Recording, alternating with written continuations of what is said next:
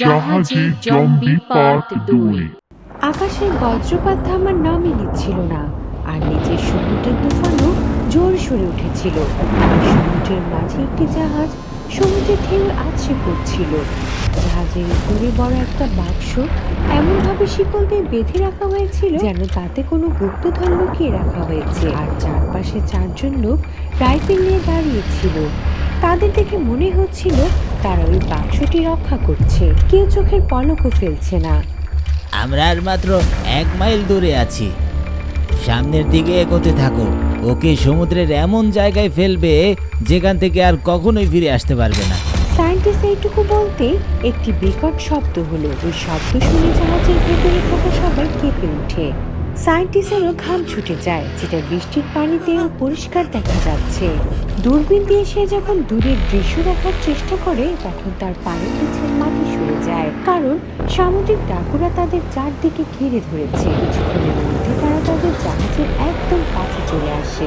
ওইসব জাহাজের শত শত ডাকাত সায়েন্টিস্টের জাহাজে উঠে পড়ে। ডাকাতগুলো তাদের এমন ভাবে ঘিরে ধরেছিল যে রাইফেলধারী সৈনিকরাও তাদের সামনে হাঁটু গেড়ে বসে পড়ে। ঠিক তখনই ডাকাতদের সর্দার সামনে এগিয়ে আসে। খাজানা খাজানা নিয়ে যাচ্ছ তোমরা? আমি তো ভেবেছিলাম এখন আর কোনো জাহাজ এখান দিয়ে যাবে না, কিন্তু তোমরা তো চলেই আসলে, তাই এখন এই খাজানা আমার। নাও, চুপচাপ এখন খুলো তো। না, এটা আমরা খুলতে পারবো না। এটা খুললে সব কিছু ধ্বংস হয়ে যাবে। তুমি এটা খুলবে নাকি আমি এক এক করে তোমাদের সবাইকে মেরে ফেলবো? আচ্ছা থাক, আমিই খুলছি। এটুকু বলতেই ডাকাত সামনের দিকে এগিয়ে যায় আর তার হাতে থাকা কুড়াল দিয়ে বাক্সের শিকল কেটে দরজায় হাত দেয়। তুমি দরজা খুলছিলে না কেন? আর তোমার হাতে কি হয়েছে? কাচের স্লাইডে একটু আঙ্গুলটা কেটে গিয়েছে। আপনি চিন্তা করবেন না, আমার কিছুই হয়নি।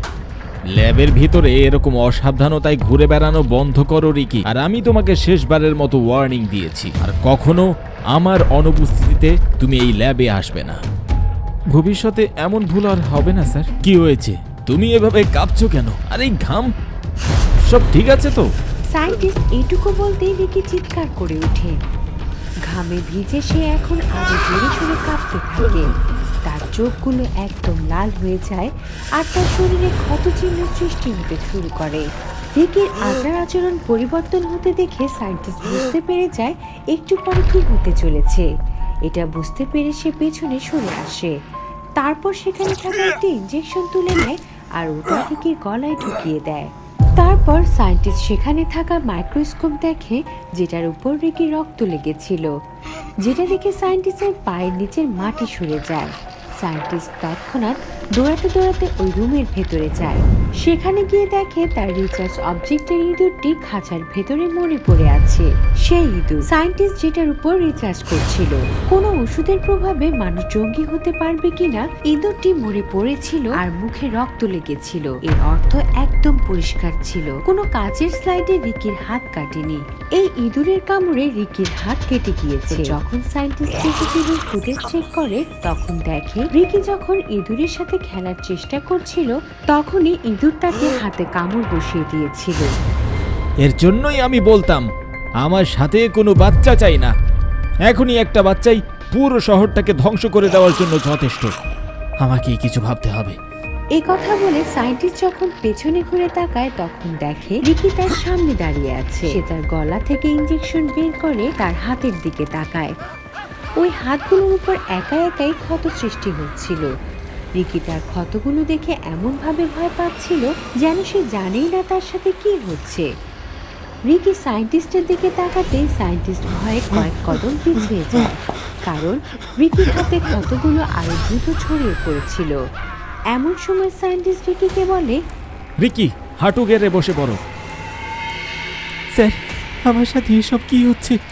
আপনি আমার ভিতরে কি ইনজেক্ট করেছেন? বলুন না স্যার, আমার কিছু হবে না তো? স্যার, আমার যদি কিছু হয়ে যায় তাহলে আমার মার কি হবে? এই পৃথিবীতে আমি ছাড়া আর কেউ নেই ওনার। রিকি, তোমার এখানে আসাই উচিত হয়নি। তুমি এখানে এসে নিজেই নিজের ভাগ্যে মৃত্যু লিখে নিয়েছো। এর মানে কি স্যার? আপনি আমাকে মেরে ফেলবেন। রিকি কথা বলার পর রিকির হাবভাব আরো বদলে যায়। ওর শরীরে আরো দ্রুত চেঞ্জ হতে থাকে। জায়গায় জায়গায় ক্ষত সৃষ্টি হওয়ার সাথে সাথে শরীরের হাড় গোড়ো বেঁধে যায়। তবুও সায়েন্টিস্ট রিকিকে একটি চেয়ারের উপর বসিয়ে চালাকি করে ওর হাত হাত করে দিয়ে বেঁধে ফেলে। স্যার স্যার, আপনি আমার হাত বেঁধে রেখেছেন কেন? আমার চিকিৎসা করুন না স্যার, আমি মরতে চাই না স্যার। এখন তোমাকে মরতেই হবে রিকি। আমি যদি তোমাকে ছেড়ে দেই তাহলে পুরো শহর ধ্বংস হয়ে যাবে। যদি আপনি আমাকে মেরে ফেলেন তাহলে আমার মার কি হবে স্যার? ওনার দেখাশোনা কে করবে? আবে, তোর মার জন্য কি এখন পুরো শহরকে তুই মরতে দিবি নাকি? হ্যাঁ, ওই বুড়ি বেঁচে থাকবে কিন্তু তোকে মরতে হবে স্যার। রিকির চিৎকারে পুরো ল্যাব কেঁপে ওঠে। সায়েন্টিস্ট নিজেও ভীষণ ভয় পেয়ে যায়। রিকির রাগ তাকে আরো দ্রুত জম্বিতে বদলে দিচ্ছিল। কিছুক্ষণ পরে এটা নিয়ন্ত্রণ করা সায়েন্টিস্টের জন্য আরো বেশি মুশকিল হয়ে পড়বে। তাই সে তৎক্ষণাৎ তার লোককে কল করে। এখন আমাদের সকল পরিশ্রমের উপর পানি পড়তে যাচ্ছে। এখন যদি এই ছেলেটা বাইরে বেরিয়ে যায় তাহলে ভাইরাসের মতো পুরো শহরটাকে গ্রাস করে ফেলবে। কুল ডাউন স্যার, আমরা আমাদের শহর ধ্বংস করার জন্য এই জম্বি ভাইরাস তৈরি করিনি। এটা দিয়ে পুরো বিশ্বের ধ্বংসলীলা চালিয়ে অল্প সময়ে মালামাল কামানোর জন্য তৈরি করেছি। আপনি কিছুক্ষণের জন্য ওকে নিয়ন্ত্রণে রাখুন, আমাদের লোক যাচ্ছে ওখানে। রিকিকে দেখে সায়েন্টিস্টের চোখে মৃত্যুর দৃশ্য ফুটে ওঠে, কিন্তু তার হাত শিকল দিয়ে বাঁধা ছিল। তাই সায়েন্টিস্ট একটু সেফ ফিল করছিল। কিন্তু রিকি যখন পুরোপুরি জম্বিতে বদলে যায় তখন সায়েন্টিস্ট ওই রুমে থাকা একটি লোহার রড হাতে তুলে নেয়। কারণ রিকি তার হাত দুটোকে হাতকড়ির ভেতর থেকে এমনভাবে ছাড়ানোর চেষ্টা করছিল যেন সে এখনই হাতকড়ি ভেঙে ফেলবে, না হয় নিজের হাত। অবশেষে রিকি মুক্তির জন্য নিজের হাত দুটোকে ভেঙে ফেলে। সে সায়েন্টিস্টের কাছে যাওয়ার আগে বাইরে থেকে 4 জন মানুষ আসে। দুজনের হাতে বড় একটা লোহার জাল ছিল। তারা সেটা দিয়ে রিকিকে বেঁধে ফেলে। জলদি করো, আর এই শিকলটা দিয়ে ভালোভাবে বাঁধো ওকে। কোনোভাবেই যেন দরজা খুলে বাইরে না যায়। সবুজের মাঝে ওখানে একবার দাফন করতে পারলে সকল টেনশন দূর হয়ে যায়। সবাই ওই বাক্সটি বাঁধছিল, যেখানে রিকি একটি জন্তু হিসেবে তালাবদ্ধ ছিল। ভেতর থেকে চিৎকারের আওয়াজ আসছিল, কিন্তু তার আওয়াজে কারো কিছু যায় আসছিল না, কারণ সবাই তাকে সমুদ্রের গভীরে দাফন করার জন্য নিয়ে যাচ্ছিল। কিন্তু মাঝ সমুদ্রে ডাকাত হামলার ঘটনায় সব কিছু বদলে যায়। সামুদ্রিক জলদস্যুরা ভেবেছিল সায়েন্টিস্ট কোনো গুপ্তধন নিয়ে যাচ্ছে, তাই বারবার মানা করার পরেও সে ওই বাক্সের দরজা খুলে ফেলে, যার ভেতরে মৃত্যু তাকে আলিঙ্গন করতে প্রস্তুত হয়ে বসেছিল। দরজা খুলতেই রিকি চিৎকার করে উঠে। সে এখন পুরোপুরি জম্বি হয়ে গিয়েছে। সে প্রথমে ওই সামুদ্রিক জলদস্যুর উপর হামলা করে, তারপর আস্তে আস্তে আরো মানুষকে জম্বি বানিয়ে ফেলে। সবাই পুরোপুরি জম্বিতে পরিণত হতে একে অপরকে হত্যা করতে শুরু করে। ঝড়ের মাঝে এই জাহাজের উপরে ভারী গোলা বারুদের বর্ষণ হচ্ছিল। সায়েন্টিস্ট ভিউ পয়েন্টে দাঁড়িয়ে এই ধ্বংসযজ্ঞের দৃশ্য দেখছিল। তার পরিস্থিতি এখন জলে কুমির ডাঙায় বাঘের মতো হয়ে গিয়েছিল। কারণ এখন যদি সে নিচে নামে তাহলে জম্বির হাতে মারা পড়বে, আর যদি উপরে থাকে তাহলে এভাবেই মরে যাবে, কারণ এখন জাহাজটাও ডুবতে চলেছিল। সায়েন্টিস্ট জম্বিতে ঝাঁপ দেওয়ার জন্য যখন সামনের দিকে এগিয়ে যায়, ঠিক তখনই রিকি জম্বি অবতরে তার সামনে হাজির হয়। তার উপরে সে রিকির মাকে নিয়ে উল্টাপাল্টা কথা বলেছিল। এমন একটা অবস্থায় রিকি তাকে কিভাবে ছেড়ে দেয়? রিকিকে তার কাছে যেতে দেখে সায়েন্টিস্ট কাকুতি মিনতি করতে শুরু করে। রিকি বাবা, আমি তো তোমার গুরু, আমি তোমাকে অনেক কিছু শিখিয়েছি। ছেড়ে দাও আমাকে, ছেড়ে দাও। সায়েন্টিস্ট কাকুতি মিনতি করেছিল, কিন্তু রিকি তার কথাও শোনে না। সে তার হাত দিয়ে সায়েন্টিস্টের গলা কামড়ে ধরে, আর তার সাথে পুরো জাহাজ ডুবে যায়। আর জম্বিতে পরিণত হওয়া সবাই ওই সাগরের গর্ভে সমাহিত হয়ে যায়। তারপর এই সমুদ্রের শোনা যায়, আজও যদি কোনো মানুষ জাহাজে করে ওই রাস্তায় যায় তাহলে সমুদ্রের কালো ছায়া তাকে জম্বি বানিয়ে ফেলে, ঠিক সেইভাবে যেভাবে রোবট জম্বিতে বদলে গিয়েছিল। আর তার ফল পুরো রয়্যাল ডাচম্যানকে ভোগ করতে হয়েছিল। আমার জীবনের একটি ভয়ানক রাত, যেটা আমার জীবনকে সারা জীবনের মতো বদলে দিয়েছে, যেটা মনে করতেই আজও আমার শরীর গরম আর রুহ কেঁপে ওঠে। এই ঘটনাটা তখন ঘটেছিল যখন আমার স্ত্রী গর্ভবতী হওয়ার কারণে 2 মাসের জন্য তার মার বাড়িতে গিয়েছিল, আর আমি আমার বাসনা পূরণ করার জন্য নতুন নতুন সুযোগ খুঁজছিলাম। হ্যালো মুকেশ, কি আর বলবো, এতদিন ধরে আমার স্ত্রী তার মায়ের বাসায়, সবকিছু এখন শুকনো শুকনোই যাচ্ছে। আমি আমার বন্ধুর সাথে কথা বলতে বলতে ড্রাইভ করছিলাম। মাঝরাতের এই সময়ে পুরো রাস্তা নিস্তব্ধ ছিল। সত্যি বলতে আমি বাসনার খিদায় অন্ধ হয়ে গিয়েছিলাম।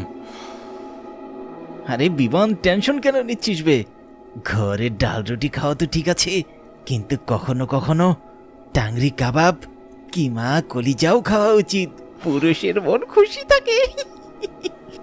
আমার বন্ধু ফোনে আমার সাথে এমন কথা বলছিল যেগুলো শোনার পর আমার শরীর আরো গরম হয়ে যাচ্ছিল।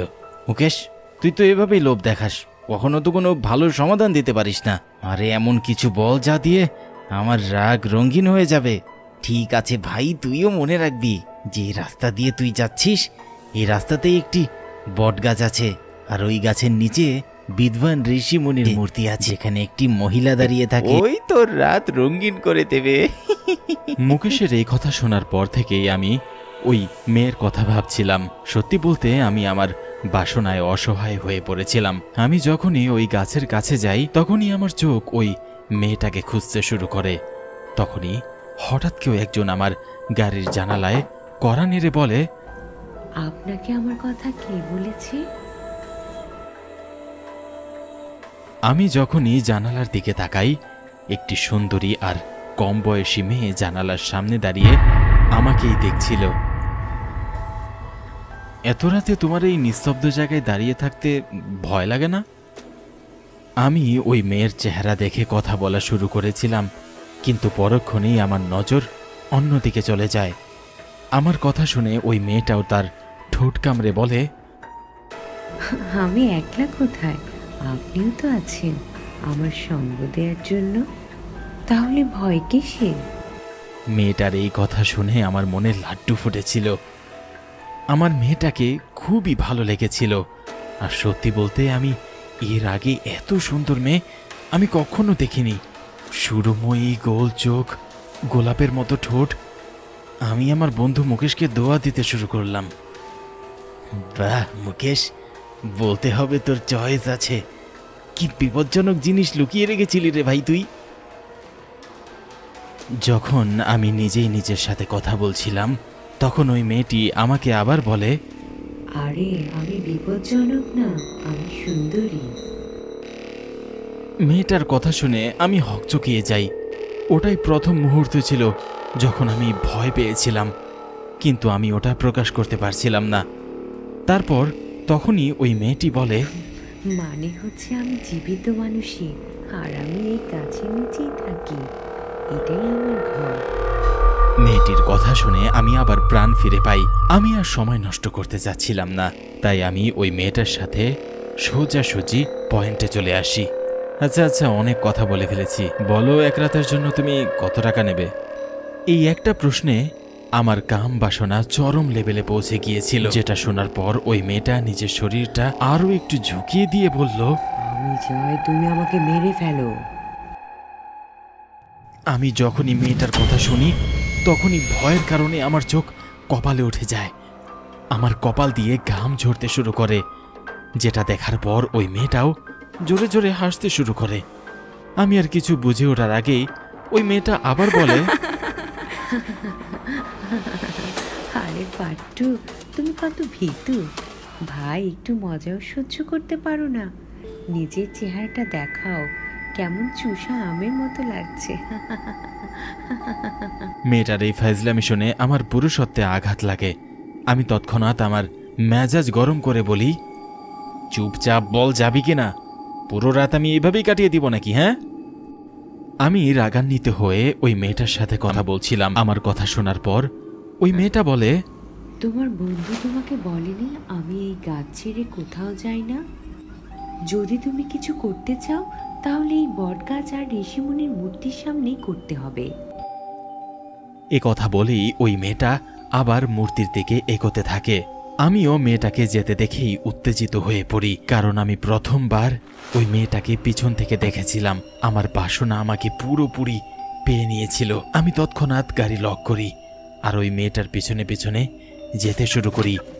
মেয়েটাও আমার ছায়া দেখে বুঝতে পেরে গিয়েছিল যে আমি ওর পেছনে পেছনে আসছি। সে তার হাঁটা স্লো করে আর নিজের শাড়ির আঁচল ফেলে প্রতিটি কদমের সাথে নিজের শরীরের একটি করে কাপড় খুলে ফেলতে থাকে। আমিও কোনো ক্ষুধার্ত নেকড়ের মতো ওর শরীর চষার জন্য ওর পেছনে পেছনে যেতে থাকি। দেখতে দেখতে ওই মেয়েটার শরীরে কাপড়ের কোনো চিহ্নই ছিল না, আর আমিও আমার শরীর থেকে কাপড় ফেলে দেই। পরক্ষণেই ও আমার হাতে বন্দি কোনো জোয়ান হরিণের মতো হুঙ্কার দিতে থাকে। ওর গরম শ্বাস আর আমার শরীরের প্রতিটা পশম দাঁড়িয়ে যাচ্ছে। যেভাবে যেভাবে আমরা একে অপরের সাথে বিলীন হয়ে যাচ্ছিলাম, সেভাবে বটগাছটাও নড়ছিল। আমরা দুজন একে অপরে হারাতেই যাচ্ছিলাম। তখনই হঠাৎ চারদিক থেকে অনেকগুলো মেয়ের আওয়াজ ভেসে আসে। আসো বিভান, আমার কাছে আসো, আমাকেও ভালোবাসো। বিভান, আমিও তোমাকে বিলীন হতে চাই, আমিও তোমার সাথে সম্ভব করতে চাই। আসো বিভান, আমার তৃষ্ণা মিটিয়ে দাও। আমার সমস্ত ধ্যান তো একটি মেয়ের উপরেই ছিল, কিন্তু যখন আমি এতগুলো মেয়েকে বটগাছের সাথে উল্টো ঝুলতে দেখি তখন আমার হুঁশ উড়ে যায়। অন্ধকারে সেই মেয়েগুলোর চোখ কোনো ভ্যাম্পায়ারের মতো জ্বলছিল, যাদের দেখার পর আমার সমস্ত শরীর একেবারে ঠান্ডা হয়ে গিয়েছিল। আমি কোনো কিছু বুঝে ওঠার আগেই আমার উপরে বসা ওই মেয়েটির মুখ থেকে রক্ত পড়তে শুরু করে। তোমার এটা কি করে হলো? এই কথা বলেই আমি ওই মেয়েটাকে আমার থেকে দূরে সরিয়ে দেই, আর তৎক্ষণাৎ ওই ঋষিমুনির মূর্তির কাছে গিয়ে আমি দাঁড়িয়ে যাই। আমি বলছি দূরে থাকো, আমার থেকে দূরে থাকো। যদি তুমি আমার কাছে আসার চেষ্টা করো তাহলে আমি তোমাকে চিরে ফেলবো। আমি ধমক দিয়ে তাদের সবাইকে দূরে সরানোর ব্যর্থ চেষ্টা করে ওই ঋষিমুনির মূর্তির পিছনে গিয়ে দাঁড়াই। সেই সবগুলো মেয়ে ঋষিমুনির মূর্তির দিকে পিট করে বলে, কতদিন বাঁচাবে তুমি ওদের? একদিন না একদিন ওদের বাসনার জন্য ওদের মরতেই হবে, তারপর আবার এখানে আসবে। আমিও এই মেয়েগুলোর কথা পরিষ্কারভাবে শুনতে পাচ্ছিলাম। এগুলো শোনার পর আমি এইটুকু বুঝতে পেরে গিয়েছিলাম এই ঋষিমুনির মূর্তি আমাকে এখান থেকে জীবিত বের করতে পারবে। তাই আমি তৎক্ষণাৎ ওই মূর্তিটাকে উঠিয়ে আমার হাতে করে আমার বাড়ির দিকে ফিরে যাচ্ছিলাম। তখনই হঠাৎ বটগাছের একটা ডাল আমার পিঠের উপর পড়ে, আর আমার হাতে কি পড়ার সাথে সাথে ঋষিমুনির মধ্যে টুকরো টুকরো হয়ে যায়। সত্যি বলতে সেটা মূর্তির টুকরো ছিল না, আমার বেঁচে থাকার আশা টুকরো টুকরো হয়ে গিয়েছিল। এতক্ষণ অবধি যে মেয়েগুলো গাছের সাথে উল্টো ঝুলে থেকে আমার সাথে সম্ভোগ করতে চেয়েছিল, এই মেয়েগুলোই মূর্তিটি ভাঙ্গার সাথে সাথে আমার রক্ত আর মাংস খাওয়ার জন্য নিচে চলে এসেছিল। দেখতে দেখতেই ওই মেয়েগুলো আমার শরীর কামড়ে খেতে শুরু করে। ব্যথায় আমার চিৎকারে আকাশ থমকে গিয়েছিল। আমাকে ছেড়ে দাও, আমি আমার বাসনার অন্ধ হয়ে গিয়েছিলাম। আমাকে ছেড়ে দাও, আমি বাঁচতে চাই। আমি চিৎকার করে সবাইকে বলছিলাম, কিন্তু কেউ আমার একটি কথাও শোনে না। হয়তো যেভাবে আমি আমার বাসনায় অন্ধ হয়ে গিয়েছিলাম, ঠিক সেভাবেই এই মেয়েগুলো আমার রক্তের তৃষ্ণায় তৃষ্ণার্ত হয়ে গিয়েছিল। তারা আমার পায়ের নিচের সম্পূর্ণ অংশ খেয়ে নেয়। সেখানে যেই মূর্তির টুকরোগুলো ছিল সেখানে আমার রক্তে ভিজে গিয়েছিল, আর পুরোপুরি আমার রক্তে ডুবে যাওয়ার পর হঠাৎ সেই মুহূর্তে আবার ঠিক হয়ে যায়। মূর্তি ঠিক হতেই ওই মেয়েগুলো আবার সেই বটগাছের উপরে চলে যায়। ঋষিমুনি, আপনি কে? আর আপনাকে দেখতেই এই মেয়েগুলো কেন গাছের উপরে চলে গেল? আমার এই প্রশ্নে মূর্তি থেকে বের হওয়া একটা আলো বলে, বাবা, এটা আমারই করা ভুল, যার মাসুল আজকে তোমাকে দিতে হচ্ছে। আজ থেকে 1200 বছর আগে এখানে একটি বেশ্যা থাকতো, চারুলতা, যে গ্রামের কামদেবের বর পেয়েছিল। সে প্রতি রাতে পরকুমারী আর পবিত্র হয়ে যেত। এখন সে যত পুরুষের সাথে সম্ভোগ করুক না কেন, এই কথা যখন আমি শুনি তখন আমিও চারুলতাকে পেতে চাই, কিন্তু এই আশীর্বাদের সাথে অভিশাপও যুক্ত ছিল। অভিশাপ? কেমন অভিশাপ? ভয়ে ভয়ে কাঁপতে কাঁপতে আমি ঋষিমণিকে জিজ্ঞাসা করি। প্রতিটা বীর্যপাতের পর ওর মতো একটি মেয়ে জন্ম নেবে, যে ওর মতোই যুবতী আর আকর্ষণীয় হবে। ঋষিমুনি যখন এই কথাগুলো বলে তখন আমার হুঁশ উড়ে যায়। আমি কাঁপা কাঁপা স্বরে ঋষিমুনির কাছে জিজ্ঞাসা করি,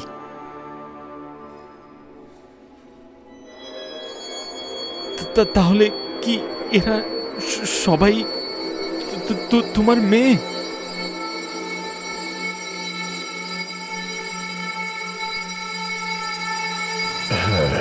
সবাই আমার মেয়ে, যারা আমার দিকে করে পিঠ ফিরিয়ে অপরিচিত মানুষের সাথে সংযোগ করে, তারপর তাদের প্রাণে মেরে ফেলে।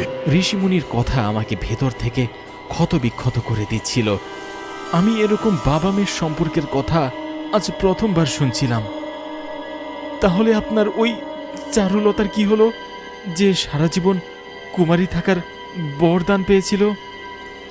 সবকিছু জানার পর আমার ওই মেয়েটার কথা মনে পড়ে, যে এই সম্ভোগের অভিশাপ পেয়েছিল।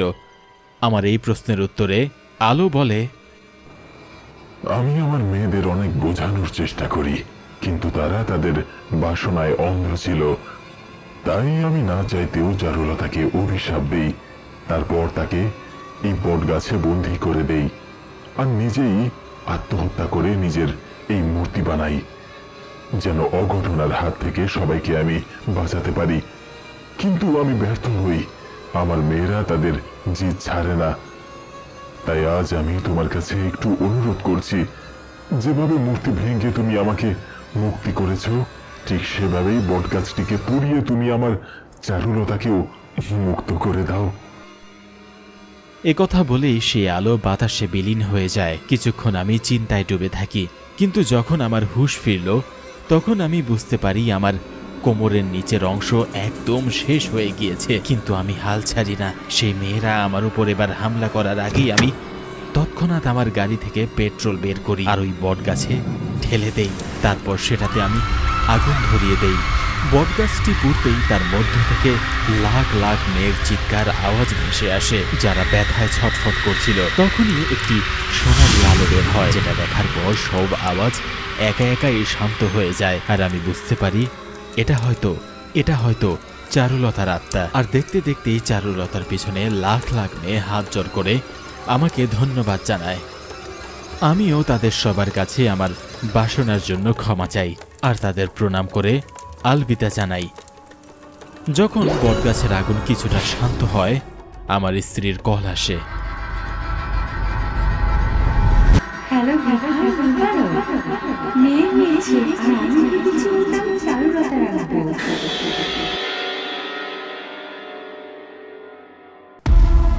এই গল্পটা শায়রার।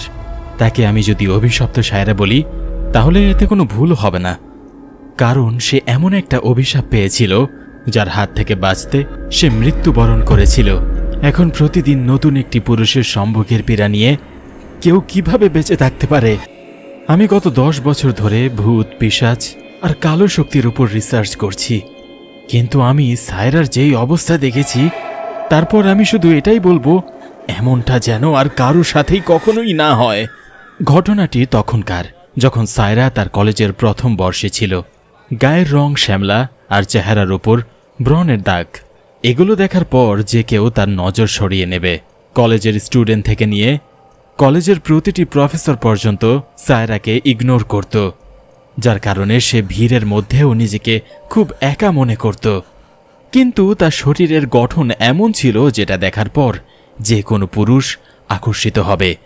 কিন্তু তার চেহারা দেখে কোনো পুরুষ তাকে তার কাছে ঘেঁষতে দিত না, শুধু এটাই বলতো, কি লাভ এত আকর্ষণীয় শরীর দিয়ে যখন চেহারাটাই পেতনির মতো। শায়রা কটু কথা শুনতে শুনতে অভ্যস্ত হয়ে গিয়েছিল। সে কারো কথার কোনো উত্তর দিত না। ব্যাস ক্লাসের কোনায় বসে তার ভালোবাসার রনিকে লুকিয়ে লুকিয়ে দেখত। কিন্তু দাগে ভরা চেহারার কারণে সে তার মনের কথা বলতে ভয় পেত। একদিন কিভাবে যেন ক্লাসের বাকি সদস্যরা জেনে যায় যে সায়রা রনিকে পছন্দ করে। এটা জানার পর তারা সবাই সায়রাকে ঘিরে ধরে আর তার বুলি করতে শুরু করে। কেউ তার চেহারা নিয়ে মজা করছিল, তো কেউ তার ভাগ্য নিয়ে। এরই মধ্যে সেই ভিড় থেকে কিছুটা দূরে দাঁড়ানো রনি, সে বলে ওঠে, জানি না ও ভাবলো কিভাবে যে আমি ওকে ভালোবাসবো। নিজের ভালোবাসার কাছ থেকে এই কথা শুনে সায়রার মনটা ভেঙে যায়। তার ভালোবাসা অশ্রু হয়ে চোখ দিয়ে জল গড়িয়ে পড়ছিল। যখন সায়রা আর সহ্য করতে পারছিল না, তখন সবার থেকে পালিয়ে সে সোজা লাইব্রেরিতে চলে যায় আর এক কোণায় বসে ফুপিয়ে ফুপিয়ে কান্না করতে শুরু করে। তখন আমি লাইব্রেরি থেকে বই নিয়ে বের হচ্ছিলাম। এর মধ্যে আমি কারো কান্নার আওয়াজ শুনতে পাই। যখন আমি তার কাছে যাই, তখন দেখি সায়রা তার চোখের জল আড়াল করছে। সেই সময় লাইব্রেরিতে কেউই ছিল না। তারপর আমি তাকে শান্ত করি আর তার কাছে গিয়ে তার কান্নার কারণ জিজ্ঞাসা করি। আমার এই প্রশ্ন শুনে সায়রা আমার কাছে তার সমস্ত দুঃখ প্রকাশ করে বলল, আমার সাথে এমনটা কেন হয়, আর আমার চেহারা এত দাগ কেন হয়েছে, কেন উপরওয়ালা আমাকে এত কুৎসিত বানিয়েছে, কেন? যদি আমি এই সব কিছু বদলাতে পারতাম, তাহলে হয়তো সবাই আমাকেও ভালোবাসত। সায়রার কথা শুনে আমি ওকে সামলে বলি, এখন এই কথার উত্তর তো তোমাকে কারণ পিশাচিনি তোমাকে দিতে পারবে, আর তোমার অন্য কারো কথা শোনার দরকার নেই। কারণ মানুষের মন সুন্দর হওয়া প্রয়োজন, চেহারা নয়। আমি ওকে এত কিছু বলে দেই, কিন্তু সায়রার সমস্ত ধ্যান ওই কারণ পিশাচিনির দিকেই ছিল। এটাকে ভেবে সে আবার আমাকে জিজ্ঞাসা করে, সত্যি কি কারণ পিশাচিনি আমার সব প্রশ্নের উত্তর দিতে পারবে? হ্যাঁ, কারণ পিশাচিনি বর্তমান ও ভবিষ্যৎকালের সমস্ত প্রশ্নের উত্তর দিতে পারে, কিন্তু তার সিদ্ধি অনেক কঠিন, যা তোমার মতো বাচ্চারা কখনো করতে পারবে না। একথা বলেই আমি সেখান থেকে বেরিয়ে যাই। যাওয়ার সময় শুধু আমি এইটুকু দেখি, সে বুকশেলফের ভিতর কিছু একটা খুঁজছিল। আমি তাকে জিজ্ঞাসা করতে গিয়েছিলাম যে সে কি খুঁজছে, কিন্তু এরই মধ্যে সে আরও ভিতরে চলে যায় আর আমি ওকে ওই ঘটনাকে কাকতালীয়ভাবে ভেবে নিজের কাজে লেগে পড়ি। কিন্তু তারপর যখন সায়রার দিকে তাকাই, তখন দেখি সে সেখানে নেই। পরদিন সকালে যখন আমি ক্লাস করাতে যাই, তখন দেখি সায়রা অ্যাবসেন্ট। আমি ভেবেছিলাম হয়তো গতকালের ঘটনায় সে আজ অ্যাবসেন্ট, কিন্তু তারপর বেশ কয়েকদিন সে কলেজে আসেনি। আমরা ওর জন্য চিন্তা করছিলাম, তাই আমি অফিস থেকে ওর বাড়ির ল্যান্ডলাইনে কল করি। তখন জানতে পারি সায়রা বেশ কয়েকদিন ধরে ঘর থেকে বের হয়নি। তার রুম থেকে সে কিছু আজব আজব শব্দ শোনা যায়। এগুলো শোনার পর আমি সোজা লাইব্রেরিতে চলে যাই। তারপর আমি যা দেখি তা দেখার জন্য আমি একদমই প্রস্তুত ছিলাম না। আমার পায়ের মাটিই সরে যায়, কারণ পিশাচিনের সিদ্ধির বইটা গায়েব ছিল। তাহলে সেদিন আমি যাওয়ার পর সায়রা এটাই খুঁজছিল। আস্তে আস্তে আমি কোনো অশুভ ঘটনার ইঙ্গিত পাচ্ছিলাম। আমি বুঝতে পেরে গিয়েছিলাম ওই পিশাচিনীর সিদ্ধি প্রাপ্ত করেছে। ও পুরো 21 দিনের কড়া সাধনার পরে অবশেষে কারণ পিশাচিনীর সিদ্ধি প্রাপ্ত হয়। কারণ পিশাচিনী তার ভয়ানক হাসির সাথে তার সামনে প্রকট হয়। তাকে দেখে সায়রা তার দুহাত জোর করে। সে ভীষণ খুশি ছিল, কারণ অবশেষে সে এই সিদ্ধি প্রাপ্ত হয়েছে। সেই সাথে তার মনে একটু ভয়ও ছিল। তার কোনো ভুলের কারণে জানি না কারণ পিশাচিনী রেগে যায়। তখনই কারণ পিশাচিনী সায়রার দিকে তাকিয়ে বলে, বল কি জানতে চাস? তোকে আমি সব বলবো, তোর সব ইচ্ছা পূরণ করে দেব, কিন্তু এর বদলে তুই কি আমার একটি শর্ত পূরণ করতে পারবি? সায়রা কোনো কিছু না ভেবেই হ্যাঁ বলে দেয়। তারপর সে তার সকল প্রশ্ন তার কাছে জিজ্ঞাসা করে। সে তার সকল প্রশ্নের উত্তর দেয়। তারপর সে যাওয়ার আগে বলে, 100 বছর পর কি আমার সাধনায় সফল হয়েছে? যা, এখন আমার সব শক্তি তোর ভেতরে আছে। চুপচাপ এখনই ঘুমিয়ে পড়। সকালে উঠে সাথে সাথেই তোর ভাগ্য বদলে যাবে, কিন্তু সেই শর্তটার কথা সব সময় মনে রাখিস, নয়তো সব কিছু শেষ হয়ে যাবে। সব শেষ। একথা বলেই কারণ পিশাচিনী বাতাসে বিলুপ্ত হয়ে যায়। পরের দিন সকালে পুরো 21 দিন পর যখন সায়রা কলেজে আসে, তখন তাকে দেখে সবার চোখ কপালে উঠে যায়। কারণ সেই শ্যামলা রং চেহারা আর দাগগুলোর কারণে সবাই তাকে অপমান করত। এখন তার ছিটে পোটাও ছিল না তার শরীরে। তার পা থেকে পুরো শরীর সুন্দর হয়ে গিয়েছিল। এই সৌন্দর্যে যে কেউ বিমোহিত হয়ে যাবে। আগে যারা সায়রাকে এড়িয়ে চলত, তারা এখন তাকে এক পলক দেখার জন্য পাগল হয়ে থাকে। কিন্তু সায়রা এখনও রনিকেই ভালোবাসে, তাই সে তার মনের কথা রনিকে বলে দেয়। রনিও এখন তার সৌন্দর্যকে মানা করতে পারে না। তারপর তারা দুজন কাপলদের মতো একসাথে থাকতে শুরু করে। কয়েক মাস পার হয়ে যায়। এখন তারা দুজন একে অপরের অনেক ক্লোজ হয়ে গিয়েছিল। কিন্তু এই কয়েক মাসেই রনি নোটিস করে যে সায়রা কখনোই তার সাথে রাতে টাইম স্পেন্ড করতে চায় না। না সে নাইট পার্টিতে যেত, আর না সে রাতের বেলা তার সাথে ঘুরে বেড়াতো। সায়রা তার সাথে সব কিছু করে, কিন্তু শুধু দিনে। আর রাত 10টার পর তো সে কখনো সায়রাকে দেখেইনি। তাই একদিন রনি ইচ্ছা করেই রাতের বেলায় সায়রার সাথে মুভি দেখার প্ল্যান বানায়, কিন্তু সায়রা এবারও না করে দেয়। এতে রনি সায়রাকে জিজ্ঞাসা করে, তুমি রাতের বেলা আমার সাথে থাকতে চাও না কেন? সায়রা রাগে লাল হয়ে যায়। আমি তোমাকে কতবার বলেছি এই রাতে দেখাশোনার কথা? কলেজ শেষ হওয়ার পর হবে, তবুও তুমি। এ কথা বলেই সায়রা এখান থেকে উঠে চলে যায়। সায়রার এরকম রাগ দেখানো রনির বেশ আজব লাগে, এতটাই যে তার মাথা দিয়ে ঘাম ঝরতে শুরু করে। কিন্তু এবার সেও সিদ্ধান্ত নিয়েছিল যে এইবার সে এর পেছনের রহস্যটা জেনেই ছাড়বে। তাই সে ছায়রাকে কোনো কিছু না বলেই মাঝরাতে তার বাড়ির জানালা দিয়ে ভিতরে ঢুকে যায়। কিন্তু সায়রা তো তার রুমেই ছিল না। রনি সায়রাকে না পেয়ে ব্যালকনি দিয়ে ওঠে। তখনই রনির সেখানে মন্ত্র উচ্চারণের আওয়াজ শুনতে পায়। তারপর সে ওই আওয়াজের দিকে এগিয়ে যায়। এই আওয়াজ সায়রার রুমের পাশ থেকেই আসছিল, যেটা আসলে সবসময় বন্ধ থাকত। রনি ভাবে সায়রা এই রুমে কি করছে। জানার জন্য সে যখনই জানালা দিয়ে ভিতরে উকি মারে, তখন তার চোখ কপালে উঠে যায়। আর ভয়ের কারণে তার গা দিয়ে ঘাম ঝরতে শুরু করে। কারণ ভিতরে সায়রা বিবস্ত্র রূপ নিয়ে এক তন্ত্রবিদ্যায় ব্যস্ত ছিল। চুল অগোছানো আর চোখ একদম কারণ পিশাচিনীর মতো, যেটা দেখার পর তার রুহ কেঁপে ওঠে। আর রুমের ভিতরে আজব এক ধরনের আলো জ্বলছিল, যার কারণে সেখানে থাকা সবকিছু বাতাসে উড়ছিল। শুধুমাত্র জিনিসপত্র নয়, বরং সায়রা নিজেও। এই সব কিছু রনির চিন্তা ভাবনার বাইরে ছিল, তাই সে সেখান থেকে পালানোর চেষ্টা করছিল। কিন্তু যাওয়ার সময় তাড়াহুড়োয় একটি ফুলদানি ভেঙে নিচে পড়ে যায়। রনি তো পালিয়ে গিয়েছিল, কিন্তু ফুলদানি ভাঙার কারণে সায়রার সাধনা ভেঙে যায়, যাতে তার শরীরের ভেতর থেকে কারণ পিশাচিনী চিৎকার করতে করতে বেরিয়ে আসে।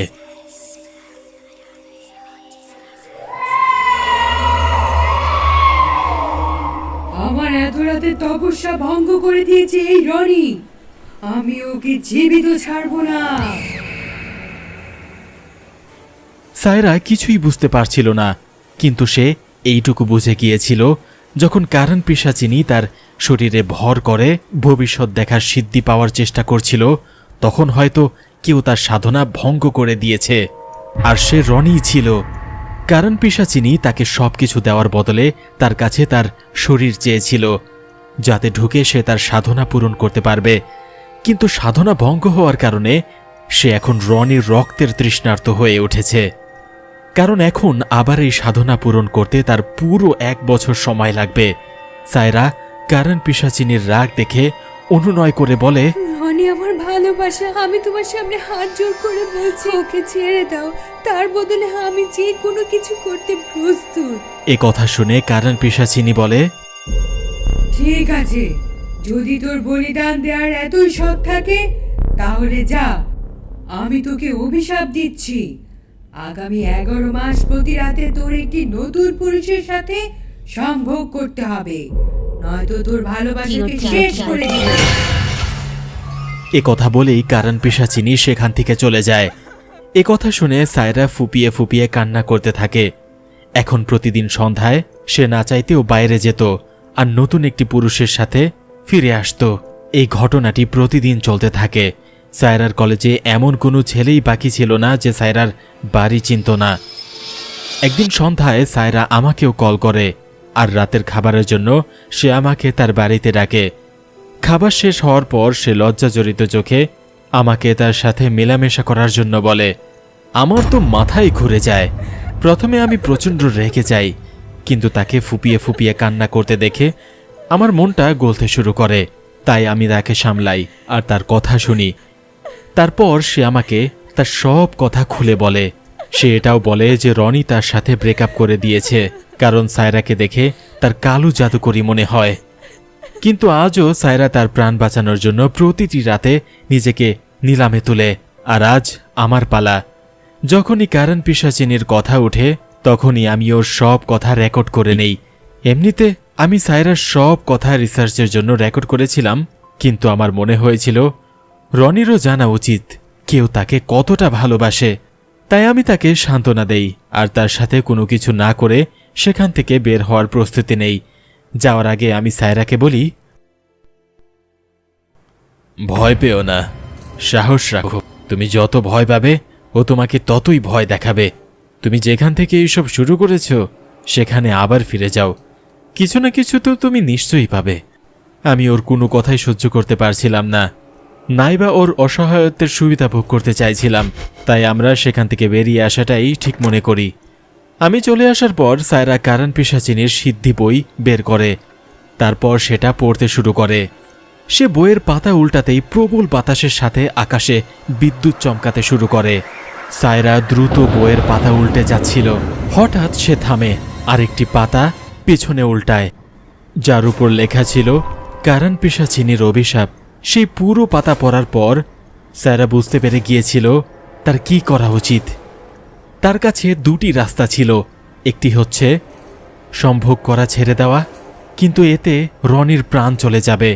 অন্যটি হচ্ছে সে যদি রনির প্রাণ বাঁচাতে চায় তাহলে ওকে নিজের প্রাণ দিতে হবে। সায়রার রোজকার সম্ভোগের পীড়া থেকে বাঁচতে চাইছিল, কিন্তু তার জন্য সে রনিকে মরতে দিতে চাইছিল না। তাই সে নিজের ভালোবাসাকে বাঁচানোর জন্য নিজেকে শেষ করে দেওয়ার সিদ্ধান্ত নেয়। ঘড়িতে রাত 12টা বাজতেই চলছিল, কিন্তু তার আগেই সায়রা কারণ পিশাচিনীর সামনে নিজেই নিজেকে বলি দেবে, যেন এই সব জিনিস থেকে সে মুক্তি পায়। তাই সায়রা যখন চাকু দিয়ে নিজের হাতের রগ কাটতেই যাবে তখন সেখানে কারণ পিশাচিনী চলে আসে। অন্যদিকে দরজার ওপাশে রনি দাঁড়িয়েছিল। কারণ পিশাচিনী বলে, এই ভুল করিস না, তোকে জীবিত থাকতে হবে। তুই এভাবে নিজের প্রাণ দিতে পারিস না। অন্যদিকে রনি বারবার ডোরবেল বাজাচ্ছিল। সায়রা বুঝতে পেরে গিয়েছিল কারণ পিশাচিনী তাকে নিজের কথায় ফাঁসানোর চেষ্টা করছে, যেন 12টা বাজার পর সে রনিকে মেরে ফেলতে পারে। আর সায়রাকে এ কারণেই বাঁচাবে যেন আগামী চন্দ্রগ্রহণে আবার সে সায়রার শরীরে ঢুকতে পারে আর নিজের সিদ্ধি প্রাপ্ত করতে পারে। কিন্তু যদি তার আগেই সায়রা মরে যায় তাহলে আবার তাকে তার কিতাবের দুনিয়ায় ফেরত যেতে হবে। তাই সায়রার কাছে নিজেকে শেষ করে দেওয়াই ঠিক মনে করে। বাইরে রনি দরজায় ধাক্কার পর ধাক্কা দিয়েই যাচ্ছিল, যেন কোনোভাবে সে দরজা ভেঙে ফেলে ভেতরে আসতে পারে। এখানে কারণ পিশাচিনী জোরে জোরে চিৎকার করেই যাচ্ছিল। এরই মধ্যে সায়রার নজর ঘড়ির উপরে পড়ে। সে দেখে 12টা বাজতে আর 1 মিনিট বাকি আছে। রনি কোনোভাবে দরজা ভাঙতে সক্ষম হয় আর সে ভেতরে চলে আসে। সে ভেতরে আসতেই কারণ পিশাচিনী তার দিকে ছুটে আসে আর নিজের হাত তার গলায় চেপে ধরে। কিন্তু সে রনির কোনো ক্ষতি করার আগেই সায়রা তার হাতের রগ কেটে ফেলে। কারণ পিশাচিনী এমনভাবে চিৎকার করতে শুরু করে যেন কেউ তাকে জীবিত পুড়িয়ে মারছে। তার পুরো শরীর কালো হয়ে যায়। তারপর সে আবার সেই কিতাবের ভিতরে ঢুকে যায়। রনিও তার হাত থেকে ছুটে যায় আর দৌড়ে সোজা সায়রার কাছে যায়। সায়রাকে রক্তমাখা অবস্থায় দেখে রনি ফুপিয়ে ফুপিয়ে কান্না করতে শুরু করে। সায়রা এখন এই পৃথিবী ছেড়ে চলে গিয়েছিল। রনি সায়রাকে জড়িয়ে ধরে কান্না করতে করতে বলে, সায়রা, তুমি আমার জন্য প্রাণ দিয়ে দিলে আর আমি তোমাকে ভুল ভেবেছিলাম। পারলে আমাকে ক্ষমা করে দিও সায়রা। আমি তোমাকেই ভালোবেসেছিলাম, আমি তোমাকেই ভালোবাসবো। রনি সায়রার ভালোবাসা বুঝতে একটু বেশি দেরি করে ফেলেছিল, কিন্তু সায়রার আত্মা এখনও মুক্তি পায়নি। সে আজও ওই বইয়ের দেখাশোনা করে, যেন ভবিষ্যতে কেউ কারণ পিশাচিনীর ফাঁদে পা না দেয়।